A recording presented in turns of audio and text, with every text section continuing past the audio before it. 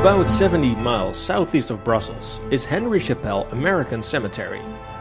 This cemetery is the final resting place of 7,992 soldiers who lost their lives during the Second World War. Many of these soldiers buried here were killed during the Battle of the Bulge. One of these soldiers is Sgt Robert E. Anderson, A Company 551st Parachute Infantry Battalion.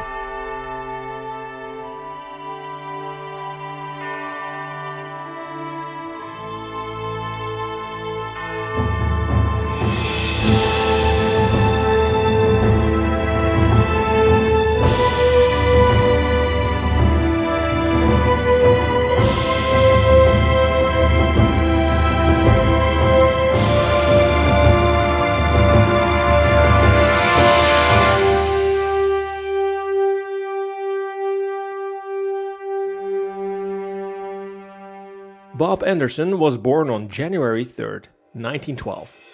He lived in Berkeley, California, was married 3 times and had 1 son. Not long after Pearl Harbor, on March 28, 1942, Bob Anderson enlisted for the Army and volunteered for the paratroopers. He was sent to the 551st Parachute Infantry Battalion. The 551st Parachute Infantry Battalion was activated at Fort Benning, Georgia in 1942. The battalion was sent to the Panama Canal Zone in expectation of an assault on the island of Martinique. The proposed mission of the battalion was to capture the island of Martinique, which was held by the Vichy French. It was feared that Martinique might assist the Nazis and their U-boats during the War of the Atlantic. The invasion was scheduled for May 13, 1943, but the mission was called off when the French surrendered. After that, the battalion left for Europe and arrived in Italy in April 1944. On August 15 in that year, 1944, Operation Raccoon took off. At 1800, the 551st jumped into combat for the first time. Their jump, which was codenamed Operation Canary, was the first daylight combat jump in the United States history.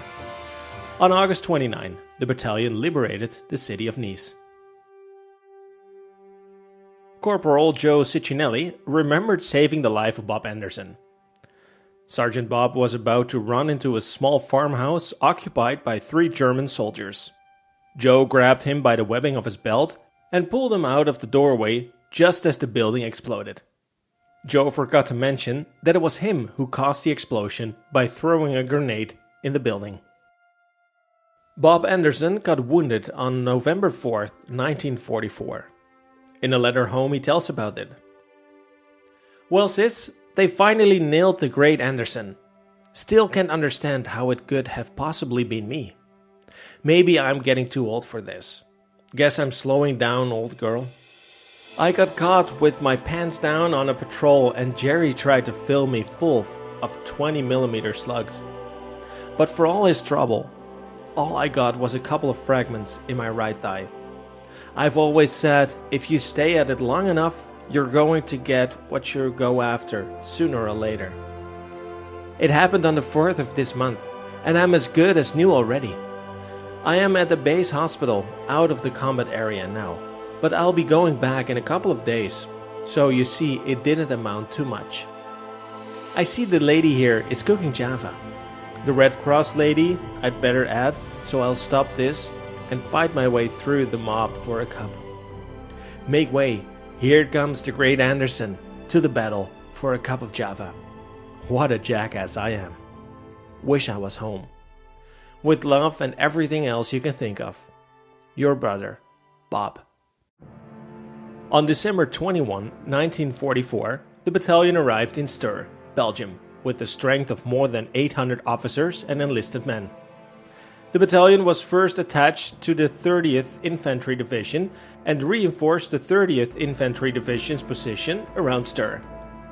They were subsequently attached to the 82nd Airborne Division and tasked with supporting the 508th Parachute Infantry Regiment. A couple of days before his death, somewhere in the Ardennes, Bob wrote his final letter home, not knowing what the future would bring. Dear Carl, received your letter about a week ago, but this is my first chance to write. Jerry has evidently got a little ambitious, so our letter writing has been nil.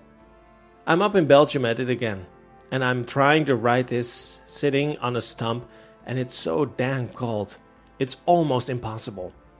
However, I'm okay, and damn glad to hear you are too. I'll write you a good letter and tell you all about it when I get some place where I can. Say hello to your wife and take good care of her.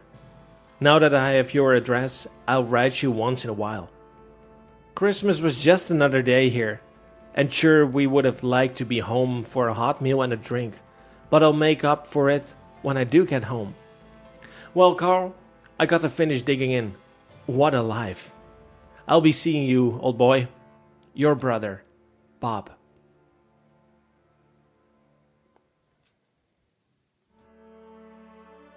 On the 3rd of January 1944, the 82nd Airborne Division received order to launch a massive counterattack with the support of the 551st and the 517th. These two battalions would form a combat team. The 551st regrouped in the woods northeast of Bas-Bodou.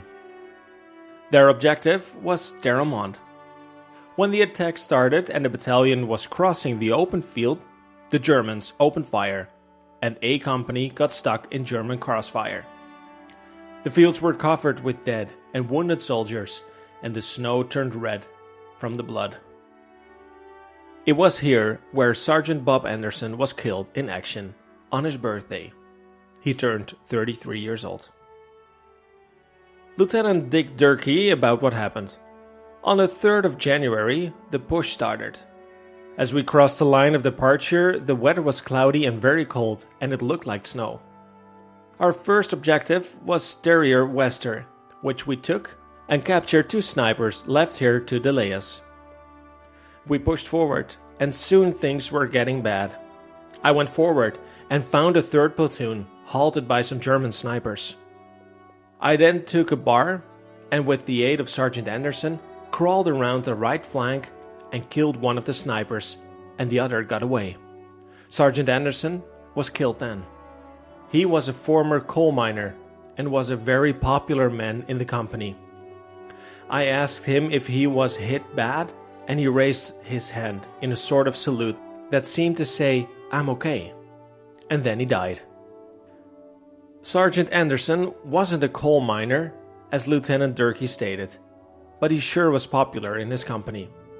On January 7th, the battalion fought its final battle. The town of Rochlinval had to be captured, which they took, but the price was very high. The battalion's strength was approximately 800 men at the start of the Battle of the Bulge. On January 8, when they were relieved after taking the town of Rochlinval against the great odds, they numbered 14 officers and 96 enlisted men, 45 who were walking wounded.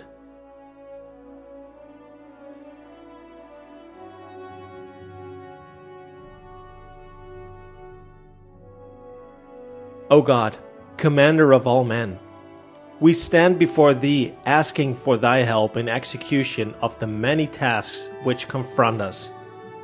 Give us strength, courage, daring, intelligence, and devotion to duty, so that we may, from day to day, perfect ourselves as fighting men, so that someday, in some foreign land, we may, by our fighting ability, bring glory to ourselves, our country, and Thee.